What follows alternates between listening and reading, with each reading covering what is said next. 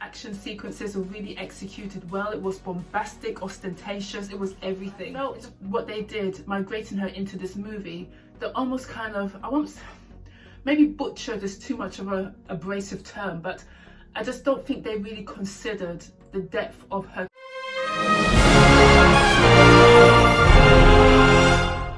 Morning folks, good afternoon and welcome to the channel. My name's Luna Rhodes, back once again with another video. If you're new to my channel, don't forget to subscribe, hit that thumbs up as well as that notification bell for more content. Be much appreciated.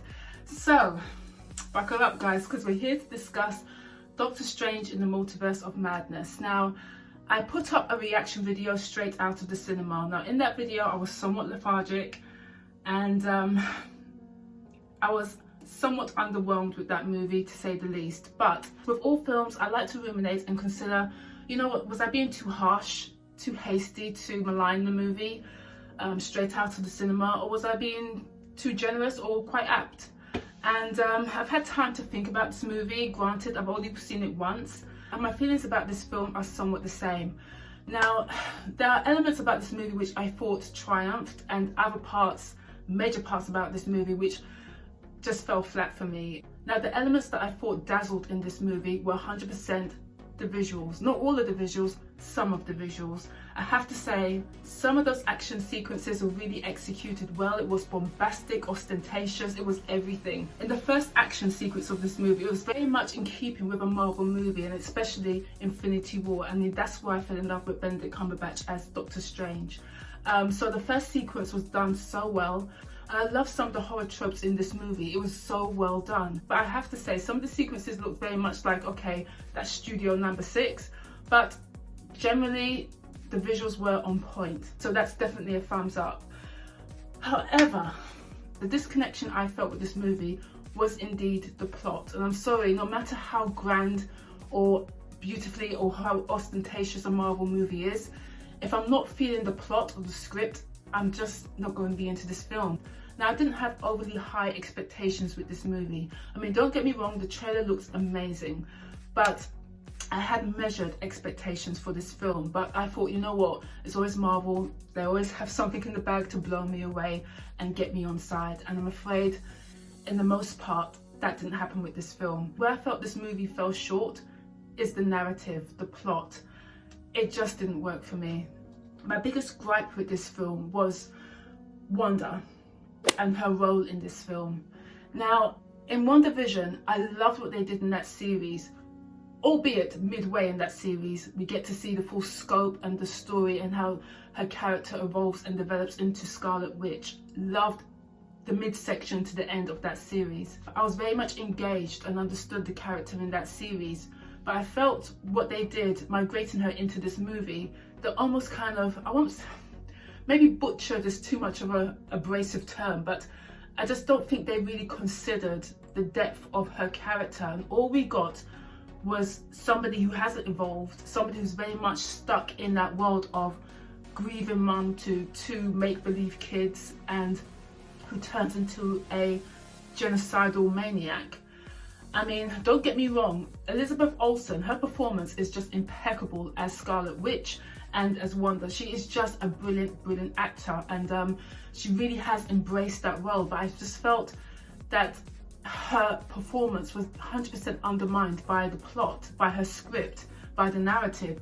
Why restrict this fantastic character, this character with so many levels, who they could have evolved into something magnificent, to just this grieving person still in this mindset of what she did in the series? I felt that that was a missed opportunity, and all she was basically, she was coming through like the Terminator in some scenes. And don't get me wrong, there were some good kills in the movie by Wanda. I mean, she was a bad bitch in this film, but I wanted her character to evolve in a good way. There's so much you can do with that story. Yes, she's now Scarlet Witch, but I honestly thought that she would be working in concert with Doctor Strange to defeat another entity, not her being that entity and being the antagonist in the film and still stuck in the same place that she was in the series. So I felt that was a missed opportunity. They didn't evolve the character. I didn't care for her arc.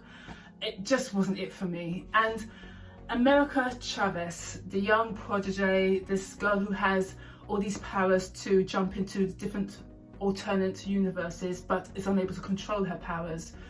Now, I didn't emotionally resonate with that character at all. I didn't understand, maybe I missed it, but I didn't understand where her powers, held from. There was no real backstory to her character, no real origin story to her character. She just felt like this teenager that needed saving all the time and just so vulnerable all the time, and so therefore I didn't really resonate with that character either. And so that was again another missed opportunity. For me, this movie felt like it was about America Chavez as opposed to Doctor Strange, but it's supposed to be a Doctor Strange movie. But what also frustrates me about how they're portraying Doctor Strange is he's always having to be the guide or guidance for other people rather than his own story. And in this movie, he does have a bit of a story, the romance with Christine, but it kind of culminates to nothing. And it was almost, again, a missed opportunity. Again, there was no emotional payoff with any of these characters at the end. And despite the roller coaster ride we're taking on, you could already foresee that Wanda is going to have a moment of redemption and take back or retract the chaos that she's causing. You know, she's gone down a treacherous path in the series. So yes, you can bring an element of that into the movie, but then let her evolve into, I don't know, but just be a bit more creative. Don't just drag across the same arc that she had in the series to this. So it just didn't work for me. Her as the villain, no. But I have to say, don't get me wrong, she had some badass kill scenes, as I said earlier. What she did to the Illuminati, man, it was just like, okay bitch, next, where's America? That's all it was. She just clicked her fingers and she just dealt with that whole Illuminati. And I'm sorry, we got to talk about the Illuminati. Now, I'm always here for a cameo or two if it's purposeful. In this movie, it was just pointless. It didn't dazzle me, it didn't thrill me. Seeing Charles Xavier, it just didn't do anything for me. And all the other characters, I felt it was a bit of a misstep, I would have to say, in releasing What If prior to this movie, the What If series. Everything that played out in this movie, it didn't excite me because I've already seen much of it in What If. So it wasn't like all shock and awe moments. It was like, oh yeah, that happened in What If, yeah, I saw that, yeah, that different alternate situation in What If. So they didn't allow the audience to have that shock and awe moment with the flip and the cameos in this movie. So I think it was, as I say, a misstep. Release this movie first, then release the series What If later. That's all I'm saying. Or then don't give us the same stories in What If. Just flip the story again. Be more creative. So yeah, I just thought it was a bit of a wasted opportunity with all those characters. I do like the way Scarlet Witch, I think it's one of the Inhuman characters, and that guy who uses his vocal cords audio to kill people. The way Wanda just took him out, that for me, I would have to say that was the best moment in the whole movie. That scene was just boss, okay? And the visuals, as I say, were just fantastic. Wong is always fantastic. I always love Wong. And I adore Benedict Cumberbatch as Doctor Strange, but I just felt that this movie, I wouldn't say it didn't live up to the expectations. It just, because I had very measured expectations with this movie, but it didn't even live up to that. I walked away and I felt very lethargic after watching this film. I didn't come away with being thrilled or majorly entertained with this film. I just felt that the plot line, the script for Wanda wasn't it. They just regurgitated an old story and just migrated it into this movie. The romance between Doctor Strange and Christine, no emotional payoff as a viewer, didn't really care for it. America Chavez, didn't get her origin story. I'm not au fait with the character in the comic book, so as somebody who's fresh, give me some backstory, give me something. And I would say it's somewhat tiresome now to always be tying back to previous Marvel movies. I know that Doctor Strange will always have that link to Infinity War, to Endgame, to the snap. But it's a bit tiresome when they regurgitate scenes or give us an alternate universe or certain scenes that played out in Infinity War. That's just not it. I don't need to see any more of that. Just leave it alone. This is why I really loved Moonlight, because Moonlight, the TV series, it was completely detached from the greater scope of the MCU. Yes, there were some tethered storylines in terms of the afterlife, which I appreciated. So it's still within that world, but still very much removed, and it had its own kind of mythology, you know what I mean? So I just think they need to be a bit more creative. I would have liked a bit more creativity in terms of the story for Scarlet Witch. So in all, I understand why this movie is somewhat polarizing. I'm afraid my view doesn't so much fall into the underwhelmed side, but more of the disappointed side. I think there was missed opportunities. This is a really good director, really beautiful, well executed visuals in this film. But I just felt that what let this movie down was the script, the story, the plot, the main element of every movie. For me personally, if everyone else loved it, that's grand, that's great. But oh man, there's so much that they could have done with Scarlet Witch, in a good way and a bad way. There's so much more they could have done with her. What they did was just like, okay, we've already seen this before, can we move it along? I mean, Elizabeth Olsen is just it, okay? She's just an impeccable actor. She did the damn thing for what she was given. So did everyone really, but for me, the plot was just not it, I'm afraid. Anyway, that's my somewhat spoiler review. This is just a chit chat video. I have absolutely nothing written down, no notes, no nothing. This is straight off the cuff, just a kind of sit down conversational type of review. I can watch that movie again at home on Disney Plus. I don't think I don't see myself going to the cinema again, because I ain't gonna lie, at certain points I struggled to stay awake.